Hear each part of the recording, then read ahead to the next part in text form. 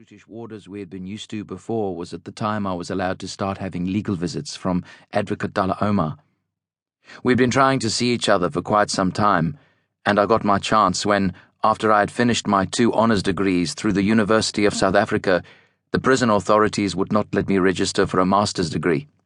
So I said I was going to take the matter to court and asked to see Dalla.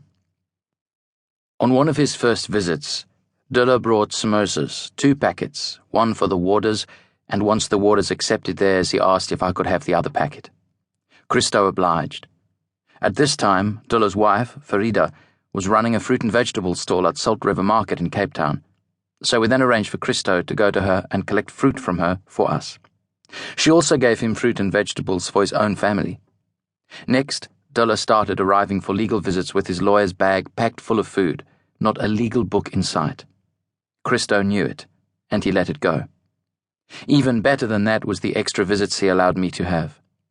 Christo arranged visits from people I was not ordinarily allowed to see, such as Professor Fatima Mia, other political activists, and extra family members.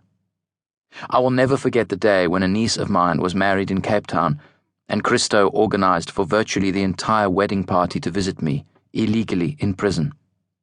He set up a special visiting place upstairs, and I saw them all, kids and adults. With the kids, it was 1 or 2 minutes I was allowed to see each of them. They filed into the room and brought with them laughter and light, a rare and glorious sight for a prisoner. I got to spend a little more time with the adults, again one by one. He also took me to see political activists who were detained at Pollsmoor prison, which was in a way more dangerous for him than it was for me. It was the 1980s, and the time of the state of emergency when thousands of anti-apartheid activists were detained throughout the country. Many of the Western Cape and even some Eastern Cape activists were detained at Pollsmoor. Their own families did not know where they were, or how they were faring, but Christo let me see them. One day he took me to see Trevor Manuel, who was not allowed any visitors at all.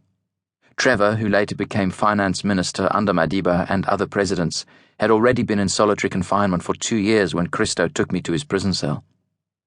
It was a big thing for Trevor to have me there speaking with him. In prison, we had been hidden from the world for 2 decades.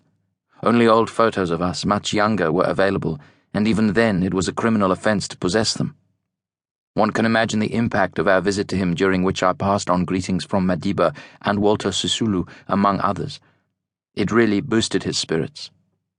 Christo also let me give him an inspiring poem at one stage. On another occasion, he took me to see Matthew Goniwe, an Eastern Cape activist who was killed by the security police after his release. Isolated as we were in prison, we were very ignorant about AIDS, and Christo once told us 7 ANC guerrillas who were HIV positive had been captured and brought from Angola. One day, when we were outside, they rushed to us and embraced us. We worried afterwards that we might have caught it from being hugged by them. Later, after we had been locked in our cells for the night, we happened to see Christo walking with these fellows with his arm around them up and down the courtyard.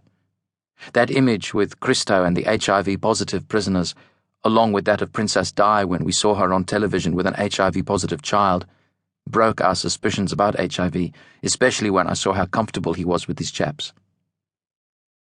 Because of the difficulty of communications with the other activists in prison, we used to stand under their cells and talk, so that they would be able to hear what we were talking about.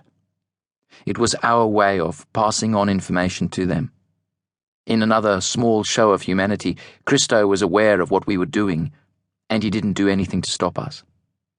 When we were eventually transferred to a Johannesburg prison in October 1989, just before our release, I had 2 televisions.